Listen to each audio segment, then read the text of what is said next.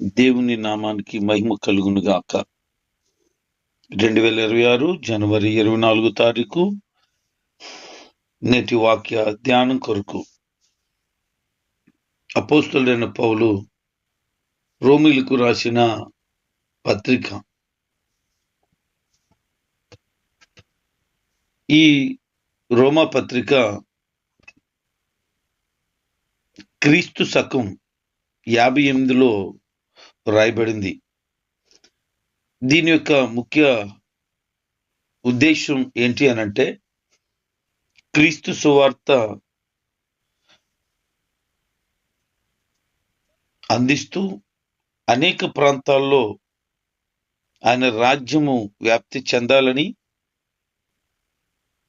ఎవరైతే ఆయన నమ్ముకుంటారో వారి జీవితంలో జరుగుతున్న కార్యాలు అంత మాత్రమే కాదు, మాటలు, పాపం, విముక్తి, రక్షణ, నిర్దోష సంబంధమైనటువంటి లెక్కలు, న్యాయవంతులు, నిర్దోషత్వం, దేవుని న్యాయం, ఆయన అనుగ్రహించిన కృప, నమ్మకత్వం, ఇలాగున అనేక అంశాలతో ఈ రోమపత్రిక రాయడం జరిగింది. ఈ రోమపత్రిక మొదటి అధ్యాయం మనం ధ్యానం చేస్తున్నాం. ఈ మొదటి అధ్యాయం పౌలు గారు ఏమంటారంటే, రోమాలో ఉన్న ప్రియమైన వారు అంటున్నారు.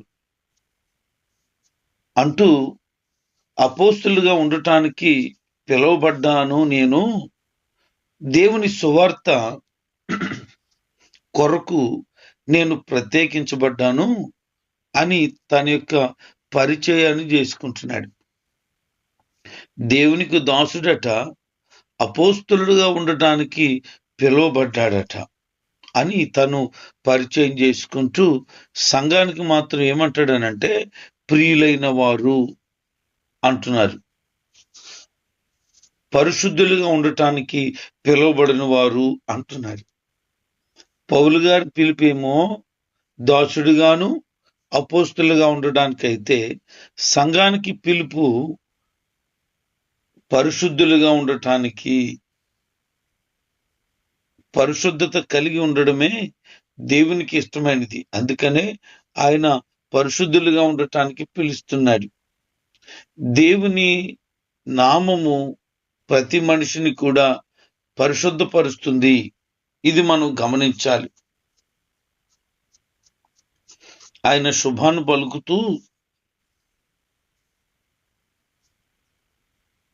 యేసుక్రీస్తు ప్రభువారు శరీర సంబంధంగా అయితే అబ్రహాము సంబంధించిన వాడు, అబ్రహాములో నుంచి వచ్చిన దావీదుకి సంబంధించిన వాడు. అదే ఆత్మ సంబంధంగా అయితే పునరుద్ధానుడైనటువంటి పరిశుద్ధమైన దేవుని ఆత్మ సంబంధమైన దేవుని కుమారుడిగా ఆయన పిలువబడ్డాడు అంటున్నాడు. మన కొరకు ఎట్టి విధమైన లేఖనాలు ప్రకటించబడ్డాయో ఆ లేఖనాలను ఆధారం చేసుకొని ఈ పత్రికను రాస్తూ ఉన్నాడు. మేము ఆయన కృపను పొందుకున్నాము, ఆయన మాకు అప్పగించిన బాధ్యతను పొందుకున్నాము, ఆయన నామం కోసం అనేకమైనటువంటి ప్రజల్లో విశ్వాసం కలగాలని ఉద్దేశించి దేవుని యొక్క పిలుపు అందుకొని యేసుక్రీస్తుకి అందరూ కూడా వారసులు కావాలని నేను ఆశపడుతున్నాను. అదే దేవుని యొక్క పిలుపు అంటూ మొదలు పెట్టాడు. అంత మాత్రమే కాదు, రోమా సంఘములో ఉన్నటువంటి వారి యొక్క విశ్వాసం గురించి మాట్లాడుతున్నాడు. మీరు చాలా విశ్వాసం కలిగిన వారు, మీకు కలిగిన విశ్వాసం ఏమో సర్వలోకానికి తెలియాలి. అందుని బట్టి నేను దేవుని కృతజ్ఞతలు తెలియచేస్తున్నాను అన్నాడు. వారు కలిగినటువంటి దైవికమైన మనసు, సంఘాలన్నిటికీ కలిగినటువంటి ప్రత్యేకత వారు కలిగి ఉన్నారు. పౌలు గారి యొక్క గొప్ప ఉద్దేశం చూడండి. దేవుని పిల్లల కోసం ఆయన తరచూ కృతజ్ఞతలు చెప్తా ఉంటాడు. 1 కొరింథీ 1:4లోను, ఫిలిప్పీ 1:3లోను, కొలస్సీ 1:3లోను, 2 తిమోతి 1:3లోను, 1 తెస్సలోనిక 2:13లో కూడా ఆయన సంఘాన్ని బట్టి దేవునికి కృతజ్ఞతలు చెప్తుంటాడు. వారి యొక్క నమ్మకం దేవుల్లో మరింత బలపరచబడాలని ఎక్కడున్నా సంఘం కొరకు ప్రార్థన చేస్తున్నాడు. భారం కలిగిన దైవజనుడు సంఘాల గురించినటువంటి భారాన్ని కూడా ఆయన కలిగి ఉన్నాడని మాట్లాడుతున్నాడు. ప్రార్థన యొక్క ప్రాముఖ్యత, దానిలో ఉన్న శక్తిని తెలుసుకున్నవాడై సంఘం గురించి మాట్లాడుతున్నాడు. మరి ఈ రోజున సంఘముల గురించిన భారం ఏమైనా నీకు కలిగి ఉందా? ఆత్మలు రక్షించబడాలని, అందరూ నరకానికి పోతున్నారని ఏదైనా కొద్దిపాటి మనసాన నువ్వు కలిగి ఉన్నావా? ప్రార్థనలో ఎప్పుడు జ్ఞాపకం చేసుకుంటున్నాడట. సంఘం గురించి దైవజనుడు ఎప్పుడు ప్రార్థన చేస్తాడు. ఆ ప్రార్థన తప్ప నాకు తెలిసి సేవకుడికి మరొక ప్రార్థన ఉండదేమో అనుకుంటాను నేను. ప్రార్థన అని అంటే సంఘం గురించి ప్రార్థన చేయడమే అనిపిస్తుంది ఇక నాకు. ఎందుకనంటే సంఘం అభివృద్ధి చెందాలనో, లేకపోతే సంఘ బిడ్డలు కలిగినటువంటి ఇబ్బందులు, అనారోగ్య పరిస్థితులను బట్టియో ఏదో ఒకటి సంఘం కొరకు అని అతనే హృదయం నిండా ఉంటది దైవ సేవకుడికి. అదే తపన. ఎందుకనంటే ఈ సంఘం మహిమ కలిగినదిగా ఉండాలని, నిర్దోషంగా ఉండగలగాలని, కళంకమైన, మడతైన, మచ్చైన, ఎట్టి డాంగైనా లేకుండా పరిశుద్ధమైన సంఘంగా దేవుని ఎదుట ఉండాలని దేవుడు అప్పగించిన ఆ బాధ్యత నమ్మకంగా చేయాలని ఆరాటపడతాడు నిజ సేవకుడు. ఎందుకనంటే ఆయన అప్పగించింది ఆయనకు వివాహం చేసుకోబోతున్న కన్యకగా ఉన్న సంఘాన్ని. మరి ఆయనకు ఇష్టమైనట్లుగా తయారు చేయవలసిన బాధ్యత సేవకునికి ఉంది. అందుకే ఆ సంఘం ఎప్పుడు ప్రభు దగ్గరగా ఉండాలని, ప్రభుకే అయిపోవాలని, ఆయన చూడగానే ఇష్టం కలగాలని ఆరాటపడతాడు సేవకుడు. అందుకే సంఘం కొరకే ప్రార్థన చేస్తూ సంఘ క్షేమాభివృద్ధి కొరకు ప్రభువుని వేడుకుంటూ ఉంటాడు. అందుకని పౌలు అంటాడు మరొక చోట, మీరు మాకు కిరీటము, మీరే మాకు మహిమ అంటాడు. సంఘం సేవకునికి కిరీటం. కారణం ఏంటి అనంటే, పరలోకంకి వెళ్ళిన తర్వాత ఇంతమందిని సంపాదించేవు అని ప్రభు మెచ్చుకున్నప్పుడు తల మీద పెట్టబడిన కిరీటంలోనట అమూల్యమైనటువంటి రత్నాలు పొదిగించబడి ఉంటాయట. కనుక కిరీటము చూసినప్పుడు సంఘం ఎంతమంది సంపాదించి సేవకుడు ప్రభుకి దగ్గర చేశాడో, ఎంత భారం కలిగి పనిచేశాడో ఆ కిరీటం అక్కడ మెరవడం కనపడుతుంది. అందుకే సంఘం సేవకుడికి కిరీటం లాంటిది. మనుషులకు కాదు కనబడేది, అది దేవునికి కనబడుతుంది. పౌలు గారు ఏది ఏమైనా సంఘాన్ని చూడాలని చాలా అభిలాష కలిగి ఉన్నట్లు కనబడుతుంది. చాలా సార్లు రావాలనుకున్నాను కానీ ఆటంకపరచబడ్డాను. నీతో చెప్పాలనుకుంటున్నాను కానీ చెప్పలేకపోయాను. ఇప్పుడు చెప్తున్నాను, చాలా సార్లు రావాలని ప్రయత్నం చేశాను. ఇప్పుడు కూడా కోరుకుంటున్నాను ఆ అవకాశం ఉండాలని. రాలేక దూరంగా ఉండి ప్రభు సేవలో నమ్మకంగా ముందుకు సాగుతూ ఉంటుండగా సంఘం దగ్గరకు వచ్చి పరామర్శించి వారి యోగక్షేమాలు తెలుసుకోవడానికి అనుకూలం లేక ఈ ఉత్తరాన్ని సంఘానికి రాస్తున్నాడు. సేవకుడు ఎప్పుడు చూసినా ఖాళీ ఖాళీ ఖాళీ అని అనకూడదు. సేవకుడు ఎప్పుడు చూసినా దేవుని సేవలో, దేవుని పనిలో ఎక్కడో దగ్గర వాడబడుతున్నారు అనేది తెలుసుకోవాలి. కొద్దిమంది విశ్వాసులు సేవకుల మీద నేరారోపణలు చేస్తారు. మా పాస్టర్ గారు ఎప్పుడు మా ఇంటికి రారు అని. ఎప్పుడు మీ ఇంటికి వచ్చి నిన్నే బలపరుతూ కూర్చుంటే అన్ని జనులకు ఎప్పుడు సువార్త ప్రకటిస్తారు?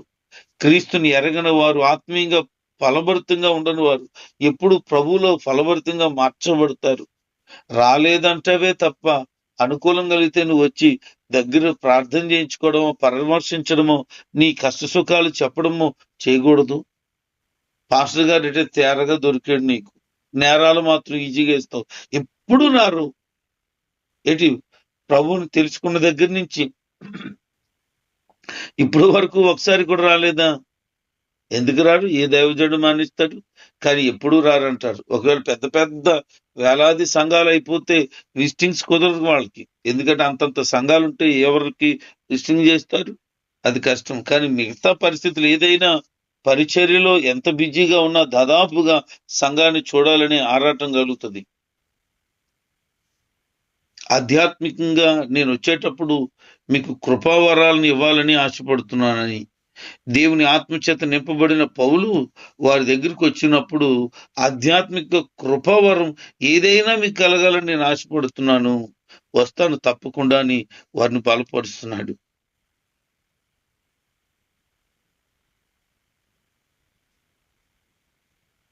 మీకు నా పట్ల ఉన్నటువంటి ఆ ప్రేమ, దేవుని పట్ల ఉన్నటువంటి ఆ అన్యోన్యమైనటువంటి విశ్వాసం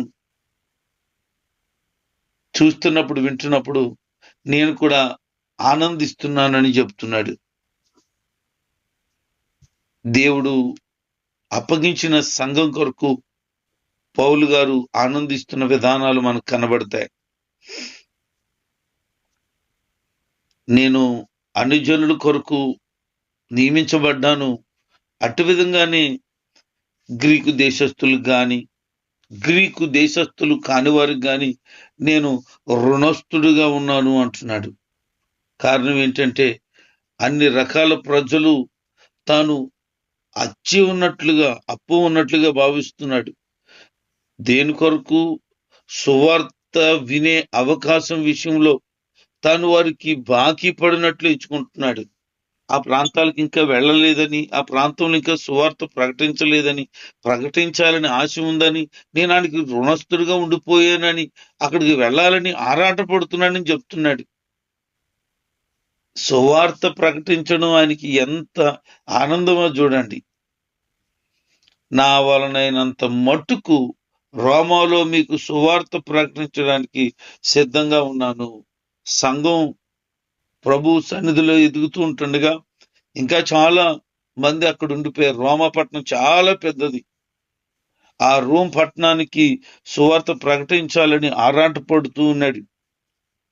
ఆయన అంటాడు, ప్రకటించాలని ఆశతో నేనున్నాను, నాకు వీలు కలిగినంత మట్టుకి ప్రకటిస్తాను. యూదుని గాని గ్రీసు దేశస్తులు గాని రక్షణ కలిగింది అని అంటే అది నా వల్ల ఏం కాదు, అది కేవలము దేవుని శక్తి. ఎందుకంటే నీతిమంతుడు విశ్వాసం మూలంగా జీవించును. విశ్వాసం కలిగినట్లుగా దేవుని నీతి బయలుపరచబడుతుంది. ఈ మాటలు వింటున్న దేవుని పిల్లలారా, మీ విశ్వాసం ఎలాగుంది? విశ్వాసంగా జీవించగలుగుతున్నావా? నీతిమంతుడట విశ్వాసం మూలంగా జీవిస్తాడట. చాలా మంది ఈ విశ్వాస పరిమాణాన్ని కలిగి లేకపోతున్నారు. ఈ రోజు కొరకై టెన్షన్, రేపటి కొరకై ఇంకా టెన్షన్ పడుతున్నారు. ఇక తర్వాత రోజుల కొరకు ఇంకా హృదయం గలిబిలైపోతా ఉంది.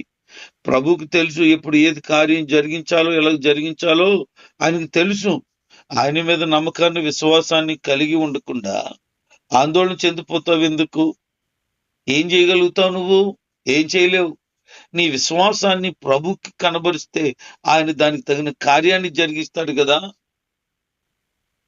మరి నువ్వు నీతిమంతుడిగా ఉండాలనుకుంటున్నాడు. క్రీస్తు రక్తంలో కడగబడిన వాడు నీతిమంతుడైతే విశ్వాసం మూలంగా బ్రతుకుతాడు.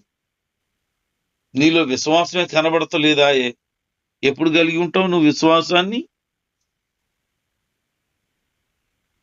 సత్యాన్ని దుర్నీతి చేత అడ్డగిస్తున్నటువంటి మనుషులు ఉన్నారు. వాళ్ళు భక్తిహీనత మీద, దుర్నీతి మీద దేవుని కోపం రగులుకుంటుందని చెప్తున్నాడు. భక్తిహీనతమైన బ్రతుకుతూ ఇంకా దుర్మార్గంగానే బ్రతుకుతున్న వారి మీద దేవుని కోపం తప్పకుండా బయలుపరచబడుతుంది.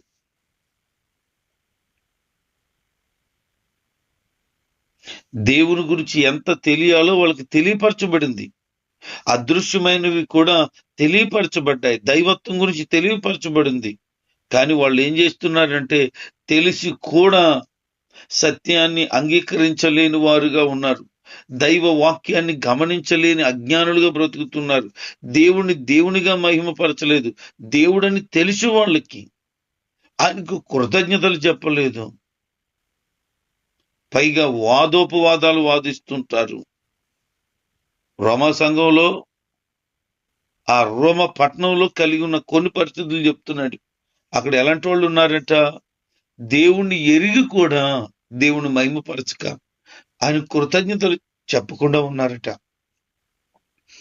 ఎంత ఘోరం అనంటే వాళ్ళ హృదయం అవివేకంతోనూ చీకటితోనూ నింపబడిపోయింది. వారు బుద్ధిహీనమైన వారుగా ఉన్నారు. దేవుని యొక్క మహిమను నశించిపోతున్నటువంటి వస్తువులుగాను, జంతువులుగాను, పక్షులుగాను రూపాలను చేసుకొని వాళ్ళు పూజిస్తున్నారు. అసలు దేవుని రూపం పురుగులాగా ఎందుకుంటది? దేవుని రూపం పక్షుల్లాగా ఎందుకుంటది? జంతువుల్లాగా ఎందుకుంటాయి? అసలు దేవుడు అంటే ఈ రూపాల ఏమీ అర్థం కాలేదు జనాలకి. పందిని దేవుడు అంటారు. దానికి ఒక మంచి పేరు వరాహం. వరాహం అని పెట్టినంత మాత్రాన ఆ పంది దేవుడు ఎందుకు అవుతుంది? అంటే దాన్ని కూడా వాళ్ళు పూజిస్తున్నారు. మరి పందిని తినరే? అంటే దేవుడు కదండి, మేము తినం అంటే పంది దేవుడేనా? అబ్బా, మరి ఇంక దేవుడు కాని ఏదో వాళ్ళకి? పాము దేవుడే, కప్ప దేవుడే, అన్ని దేవుళ్ళే. మరి దేవుడు ఏమో తెలీదు. దేవుణ్ణి తెలిసి కూడా వాళ్ళు అలా చేస్తున్నారట. వాళ్ళు రూపాన్ని చేసుకున్నారు వాళ్ళ కొరకు మాత్రమే అది. అందుకనే వారు హృదయాలు దురాశకును, శరీర సంబంధమైన పరస్పర అసహ్యమైన కార్యాలకును, అపవిత్రతకును, భ్రష్టాత్మకును దేవుడు వారిని అప్పగించేశాడట. వారు దేవుని సత్యాన్ని అసహ్యమైనటువంటి వాటికి మార్చేశాడు. సృష్టికర్తను విడిచిపెట్టి సృష్టిలో ఉన్న వాటిని పూజించడం మొదలు పెట్టారు. దేవునికే మహిమ కలగాలి తప్ప ఇతరమైన వాటికి కాదు కదూ. అందుకని దేవుడు వారి తృచ్ఛమైనటువంటి అభిలాషలకు విడిచిపెట్టాడని చెబుతున్నాడు. దానివల్ల ఏమైంది? వారి యొక్క స్వభావాలు బయలుపరచబడడం ప్రారంభించబడ్డాయి. ఎప్పుడైతే ఈ భ్రష్టాత్మకు వాళ్ళు అప్పగించబడ్డారో వారు నీచమైన కార్యాలు చేయడం ప్రారంభించారు. స్త్రీలు కూడా సహజ సంబంధమైన భార్య భర్తల బంధాన్ని విడిచిపెట్టి స్త్రీలకు స్త్రీలుగా అసహ్యమైన సంబంధాలు పెట్టుకున్నారు.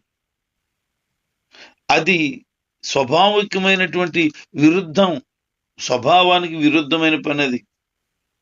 అలాగే పురుషులు కూడా స్త్రీల యొక్క సహవాసాన్ని విడిచిపెట్టి పురుషులతో అసహ్యమైనటువంటి కార్యాలు చేశారట. చచ్చ, సొదొమ గొమొర్రా పట్టణపు పరిస్థితులు కనబడుతున్నాయి. వారు చేసిన దానికి తగిన ప్రతిఫలాన్ని దేవుడు వారికి ఇస్తాడని చెప్తూ వాళ్ళందరూ కామతురత కలిగిన వాడుగా ఉన్నారు. ఎవరు వాళ్ళు? విగ్రహ సంబంధమైన మనసు కలిగిన వారు.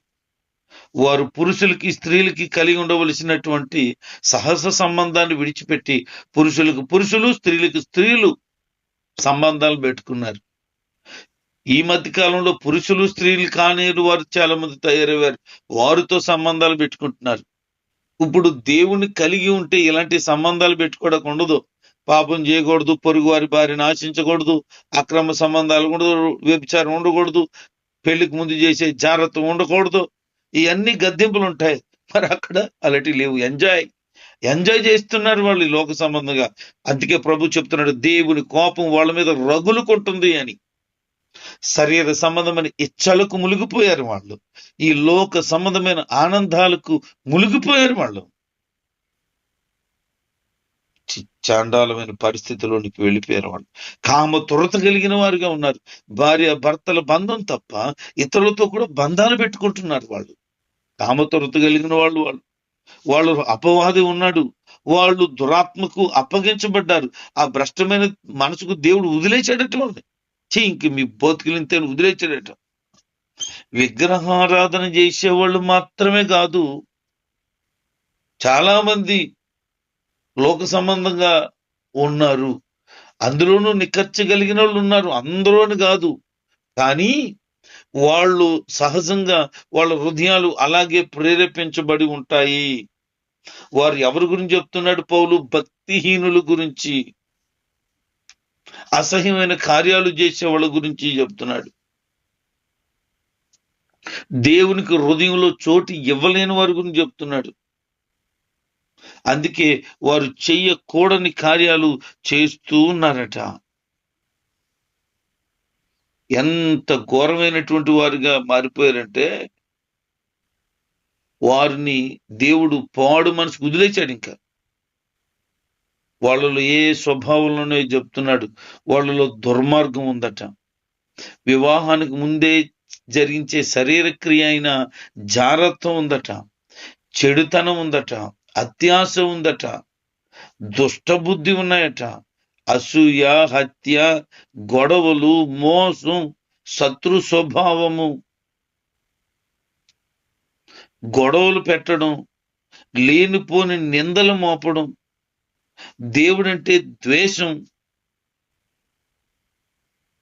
అపకారం చేయడం, గర్విష్ఠులుగా ఉండడం, బడాయికోర్లుగా ఉండడం, చెడ్డ వాటిని కల్పించుకున్న వారుగా ఉండడం, తల్లిదండ్రుల మాటలు వినకపోవడం, తెలివి తక్కువ వాళ్ళుగా బ్రతకడం, మాట ఇచ్చి మాట తప్పేవారుగా ఉండడం, ఇతరుల పట్ల జాలి లేని వారుగా ఉండడం, క్షమించాలనే మనసు లేకపోవడం, ఇతరుల్ని క్షమించే గుణం లేకపోవడం, ఇతరుల పట్ల దయ చూపించకపోవడం, ఇలా చేస్తున్న వాళ్ళు ఉన్నారట. ఇలాంటి వారు మరణానికి తగిన వారని దేవుడు తెలియచేస్తూ ఉన్నాడు. కొంతమంది అలాంటి పనులు చేసుకుంటున్న వారిని కూడా, అలాంటి పనులు చేసేవారిని కూడా మెచ్చుకుంటున్నారు, వాళ్ళతో సమ్మతిస్తున్నారు.